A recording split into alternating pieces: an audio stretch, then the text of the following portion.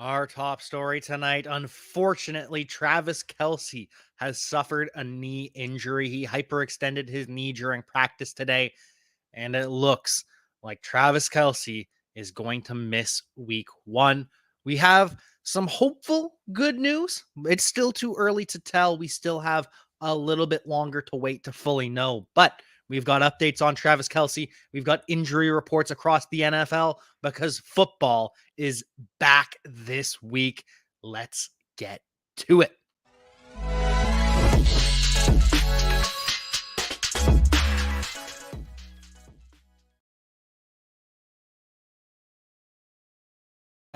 Why did Travis Kelce have to suffer an injury? Senior football saying the Chiefs are the Super Bowl hangover team this year. Sometimes we get multiple teams with a Super Bowl hangover, but the Kansas City Chiefs are starting their season off already hungover, already suffering, already struggling because Travis Kelce will not be there on Thursday. It's not officially announced that he will be out yet, but what we do know, Travis Kelce hyperextended his knee in practice. Historically, the best case scenario for a hyperextended knee. We've seen two recent examples that bear favorably for Travis Kelce. We've got George Kittle in 2019. He hyperextended his knee and missed 2 games. Ezekiel Elliott in 2022. He hyperextended his knee and he missed 2 games. So, with Travis Kelce about to play on Thursday, that seems pretty much impossible for him to play. But if it is just the hyperextension, if it mirrors what we saw from George Kittle and from Ezekiel Elliott, then there is a good to fair chance that we see Travis Kelce back in week 2. They've got 10 days off before their next game. So, Travis Kelce, until we know more, based on the current information available, which is the Chiefs do believe the ACL of Travis Kelce is intact. Of course, with further MRI imaging, once we get a clearer picture of the injury, once the swelling goes down, we'll know more. But for now, the hope is just 2 games missed for Travis Kelce. Hopefully, just one, and that the 10 days off in between is able to get him back. Slayton, thank you very much for the super chat. Might be insane, but just traded Higgins for Kelce. I'm good at wide receiver and wanted to take the chance he doesn't miss much time. I don't think that's insane at all. Because if you were to do a redraft right now, right this second, I bet you Travis Kelce would still go ahead of T. Higgins. So I like that trade for Slayton. You're going to miss Travis Kelce in week 1. Maybe you miss him in week 2, but I think he returns after that. Sky Moore or George Pickens to start. I think I'm going with Sky Moore given the recent news of Travis Kelce. Is this the cliff for Kelce? I don't want to say that quite yet, Caleb. I am not willing to commit that this is the cliff for Travis Kelce, but it's a bad sign. It's a bad start to the year. Hopefully, in 2 weeks' time, Travis Kelce is back on the field and he is producing like he always does. But for now, we're just monitoring. Not the cliff quite yet. Could be, but not quite yet. Which stash do you keep, Jerome Ford or Sean Tucker in half PPR? Jerome Ford is more likely to give you value as a handcuff if anything happens to Nick Chubb. And if Jerome Ford and Sean Tucker were both starting running backs for their team, I would rather have Jerome Ford because the Cleveland Browns offense is better than the Tampa Bay Buccaneers. Sean Tucker does offer a little bit more value in that he is the RB2. Some people think he could pass Rachaad White. I am not one of those people. I think Sean Tucker is just the RB2.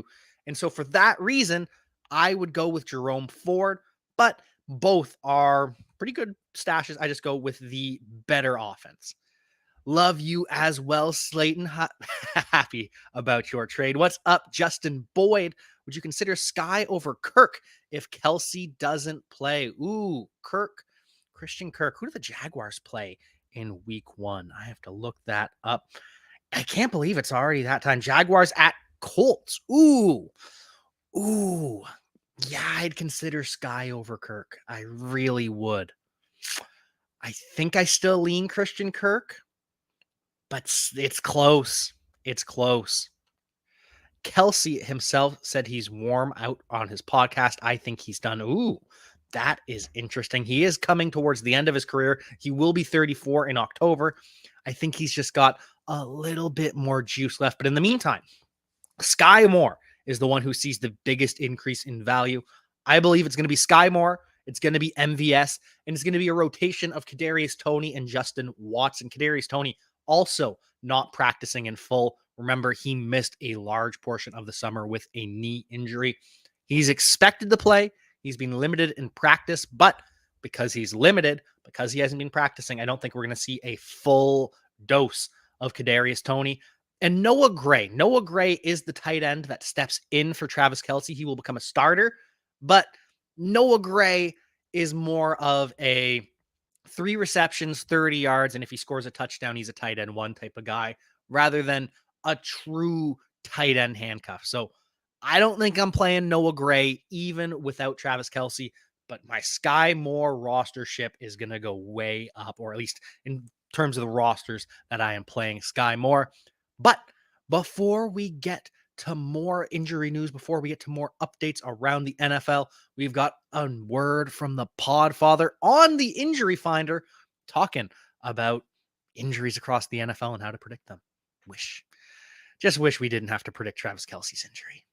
Now, as we at PlayerProfiler have become a full-blown machine learning company, the crowning achievement has to be the Injury Finder. We're now taking BMI data and injury history data and assigning a probability that a player is injured on any given touch. And not only can you see a player's fragility rating, their injury risk, we also have analysis from professional physical therapists breaking down all the major players that underwent surgery last year and what their rehabilitation looks like heading into 2023. There's a tool to compare players. There's a database where you can say, show me all the foot injuries, show me all the severe injuries, show me all the injuries requiring surgery. It provides you the key market intelligence to know what is the difference in probability that player X versus player Y will miss games this year. It's great for fantasy football, and it also just satisfies your curiosity as a fan. Go to the App Store, go to Google Play, download it. It's $5 every year just to reload the latest injury predictions and fragility ratings. The 2023 data is live now.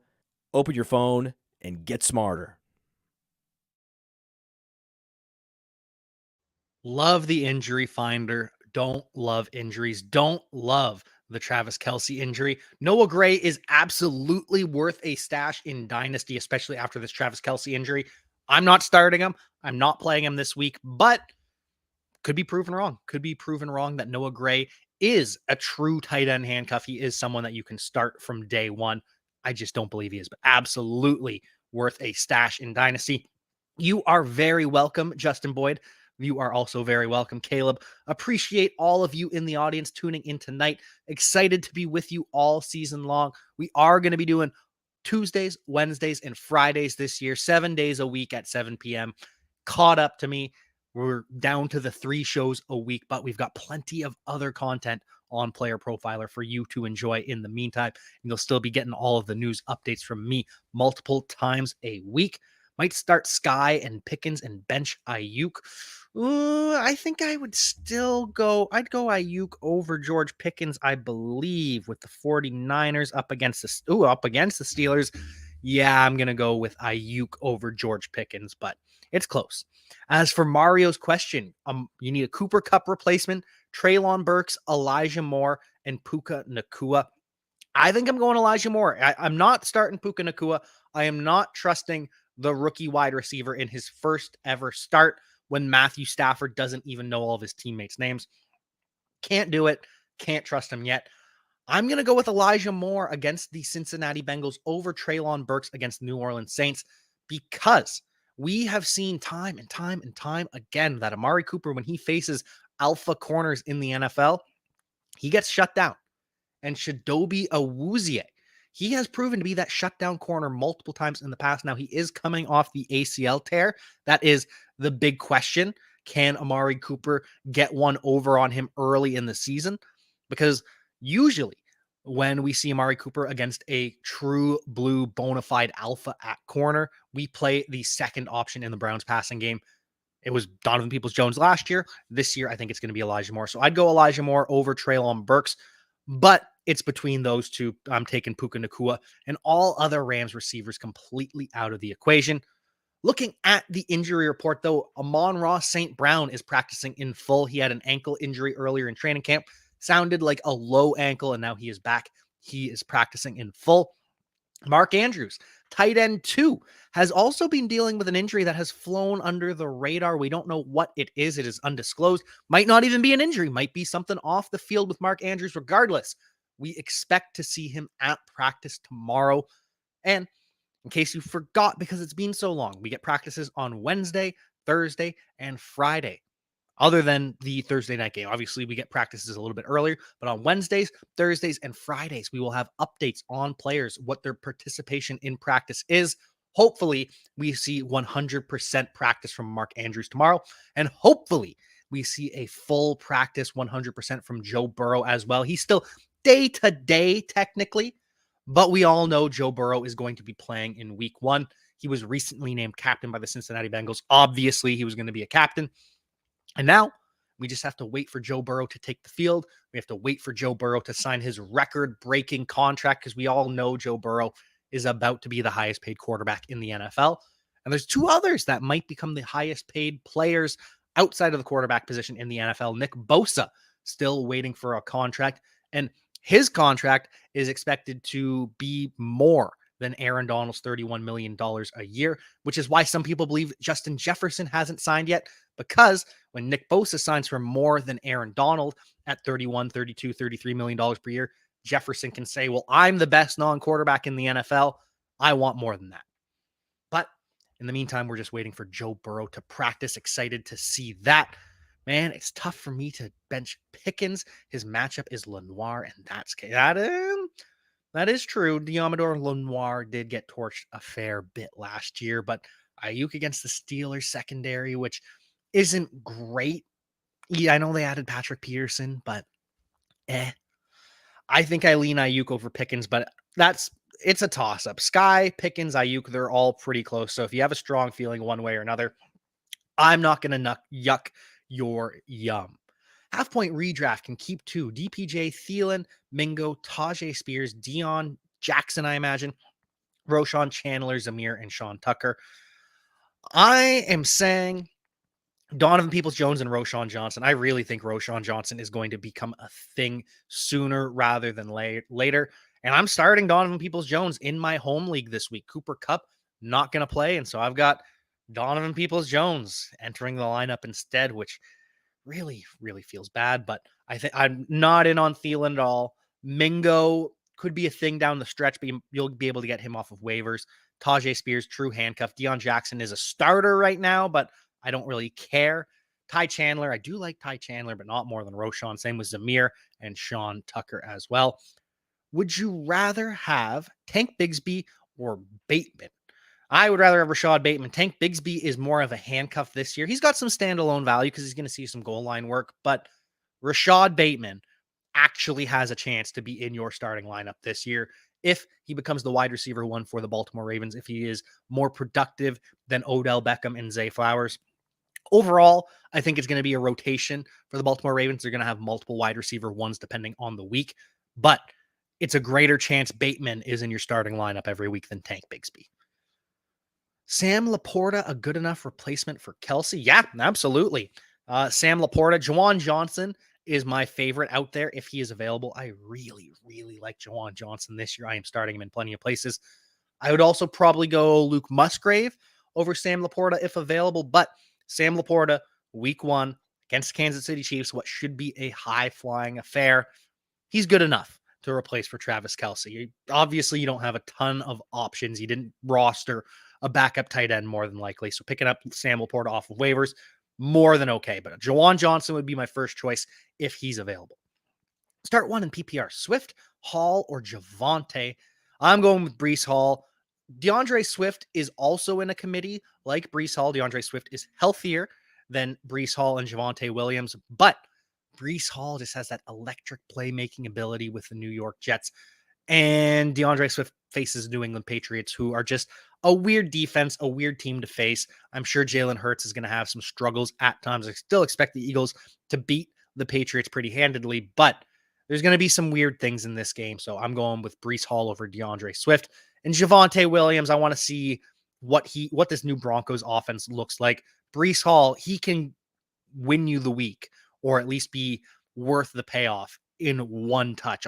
It takes for Breece Hall, 60-yard touchdown, 12 points right then and there. Whereas Swift can do that. Javonte, not as likely to do that. Who's your favorite breakout? I love Scott. Oh, I love Christian Watson. Christian Watson, mini breakout last year, looked a lot like Randy Moss. I just love Christian Watson. He's going to see a reduce in efficiency. He's not going to have the same touchdown percent, but the increased targets that Christian Watson should see because he is a true alpha for the Green Bay Packers. That is what I am looking forward to. PPR, AJ Brown or Chris Olave. That is a good decision to have. I'm going with AJ Brown, going with the established, going with the guy that we've seen do it year over year over year over Chris Olave, but that is a really good problem to have. Who would you drop for a kicker? Evan Hull, Tank Bigsby, Roshan, or Elijah Moore? Would you drop any of them for Gainwell after picking up a kicker?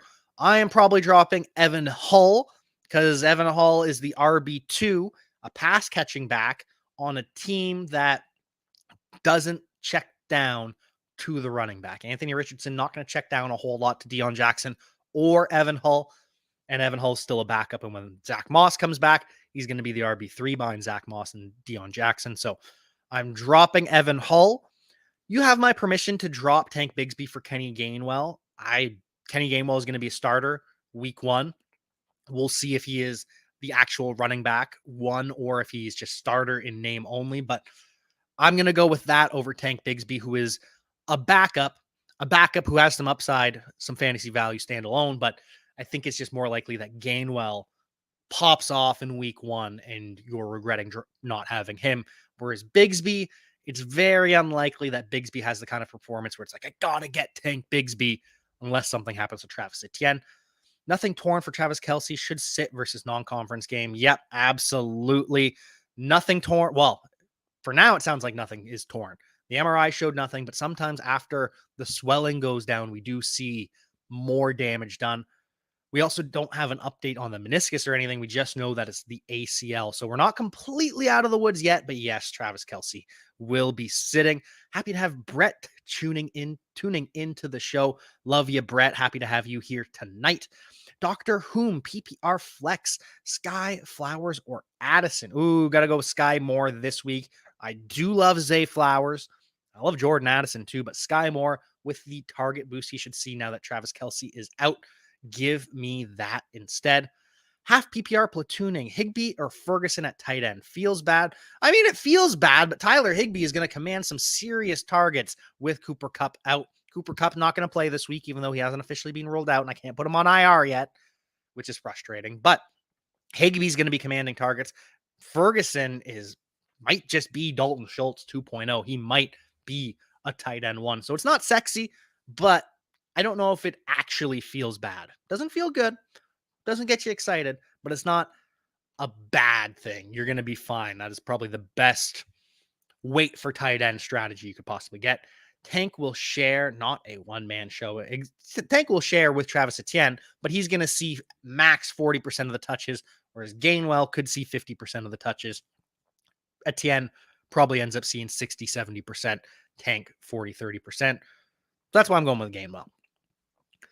Kelce replacement in a deep super flex. Dulcich or Chig Okonkwo. Ooh. Well, the Broncos. Where are the Broncos playing? I know the Titans are facing the Saints, which isn't great, I don't think.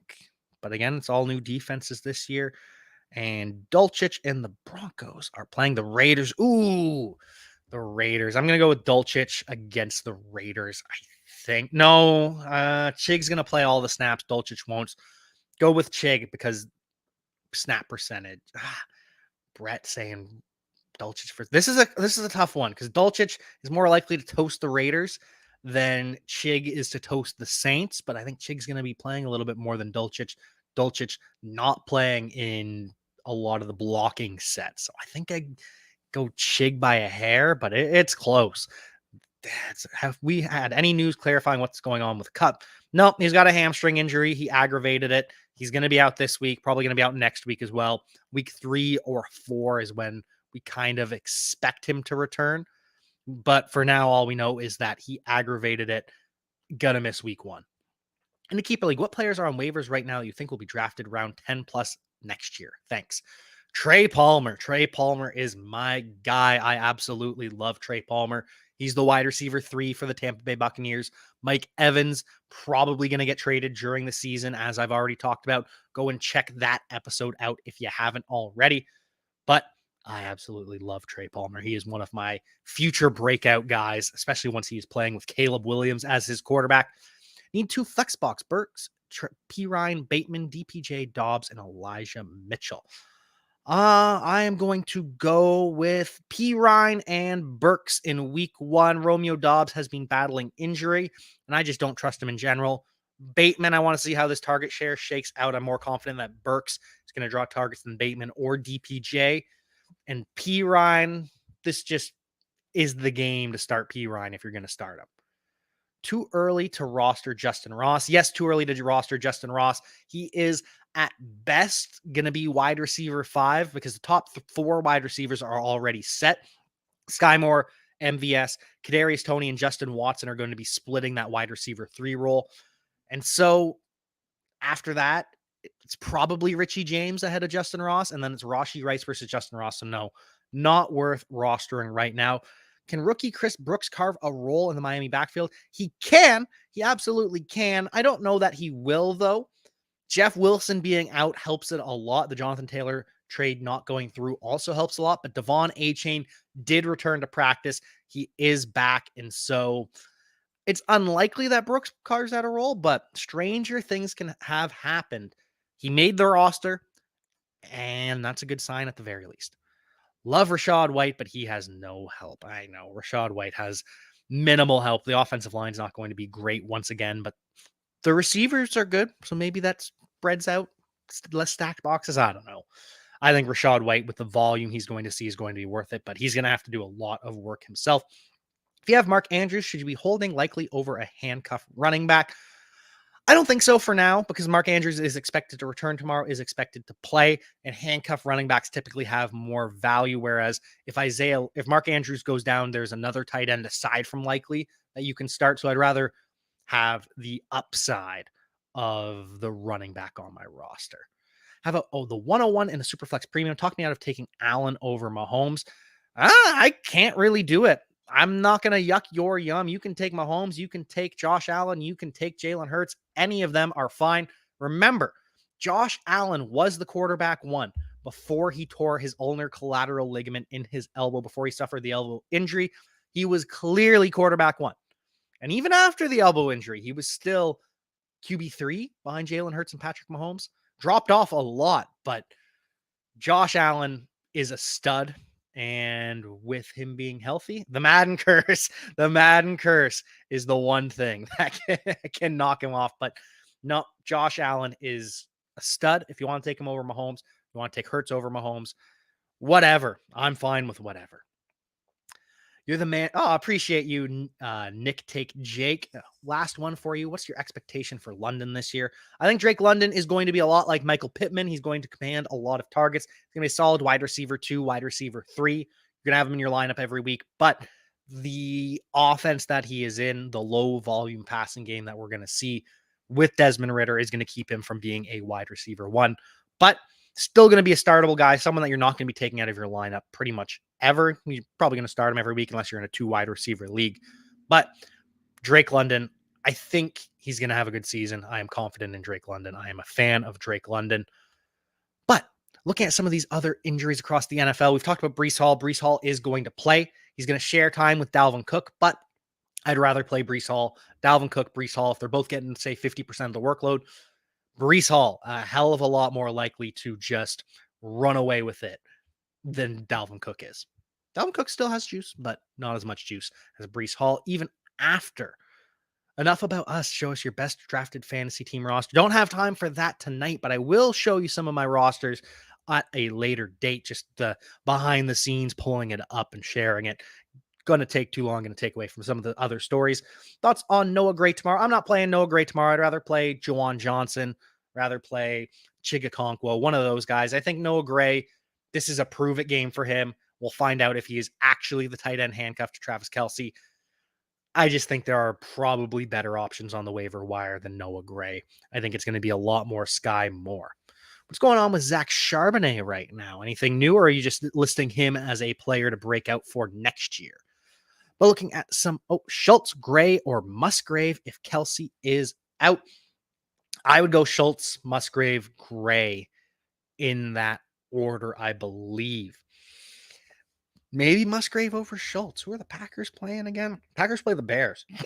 Ooh, I think I'm going to go Schultz for the Houston Texans week 1 against the Ravens. Yeah, I think that's what we're going to do. Jack drafted 40% plus Kelce and Kupp and doesn't want to show it. I do have Cooper Kupp on my keeper team as one of my keepers. I got Saquon, Eckler, and Cooper Kupp as my 3 keepers, which is just, they're stupid keepers. And then, of course, Cooper Kupp has to go and get hurt, which is pain for me right now. I have to start Donovan Peoples-Jones with him out. But looking at some of the other injuries, we have one final. I think we've talked about most of these other ones. Terry McLaurin, day-to-day with turf toe, hoping that he can come back sooner rather than later. Don't expect him to play week 1. And Juju Smith-Schuster, we got some bad reports about his knee.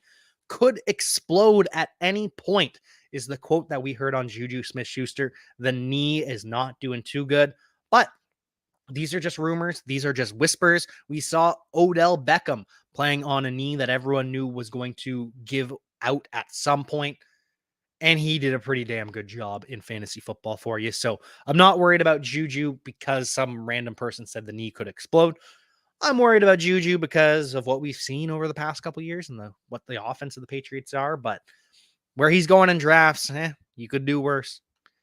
Need Waddle to get that questionable off of him. Waddle's going to be fine. He's back at practice. He was dealing with a groin abdomen type of injury, probably a sports hernia type thing. Sounds like he's going to be fine. I'm not worried about him, even if the questionable is there. Pierce versus Ravens, Dobbins versus Texans, or Montgomery versus Chiefs. I am going to go with Dobbins and Montgomery. No Chris Jones for the Kansas City Chiefs, meaning the Lions are going to exploit that. They're going to be running up the middle. And David Montgomery replacing Jamal Williams. I think he is going to not surprise a lot of people, but a lot of Jahmyr Gibbs fans are going to be upset when David Montgomery does as good as he does. Still think we're going to see a lot of targets to Jahmyr Gibbs. I think the receiving, it's what's going to save him. But I think the touchdowns are going to go to David Montgomery. And J.K. Dobbins versus the Houston Texans, that is just a slam dunk. Absolutely. Starting J.K. Dobbins for sure against the Houston Texans. I know they've tried to make improvements on their defense. There's still a long way to go. Is Herbert primed for a productive fantasy season? If you're talking about Justin Herbert, absolutely. Justin Herbert is a star not a star in the making. He is already a star. So yeah, Justin Herbert, he could be the MVP this year and no one bats an eye. If you're talking about Khalil Herbert, I think he'll have some effective games. He's the RB1. He's going to be running the football the most for the Chicago Bears. But I think Roschon Johnson, because of his work as a pass protector and his work in the receiving game, the drop-off in rushing, because don't get me wrong, Khalil Herbert, a better rusher than Roschon Johnson, but the drop-off from here to here as a rusher versus the drop-off of Roschon Johnson's pass protecting and receiving all the way down to Khalil Herbert's, I think that's the difference. But, if it's Justin Herbert, yeah, absolutely. Justin Herbert in for an absolutely massive season. We have some other news across the NFL. CJ Stroud voted a captain by the Houston Texans. Tank Dell wrote down all of the names of the wide receivers drafted ahead of him. That is Jackson Smith and Jigba, Quentin Johnston, Zay Flowers, Jordan Addison, Jonathan Mingo, Jaden Reed, Rashee Rice, and Marvin Mims. And all that tells me is Tank Dell is an absolute psycho in the best way, much like Amon-Ra St. Brown. The guy is slighted by how late he went in the draft. Tank Dell going round 3 versus Amon-Ra St. Brown going in the 4th round. Make it make sense. But even so, I think Tank Dell is going to be a stud with his new captain, CJ Stroud, throwing him the ball. Is Mark Andrews overvalued? Feels like he's priced in the same place as last year and has way more competition for targets. I think that is offset by the increase in pass attempts that we are going to see from the Baltimore Ravens. Probably more trips to the end zone as well. the change of offense from Greg Roman into the more modern offense that they're going to see this year, I think Mark Andrews is properly priced. I'm not a big tight end drafter early, but he's properly priced. Final news and notes around the NFL before we get out of here. This has been the most lively show we've had in a while, and I know that's because we have the NFL coming up. We've got all the start-sit questions, so tune in tomorrow. I'll be able to answer more start-sit questions for you.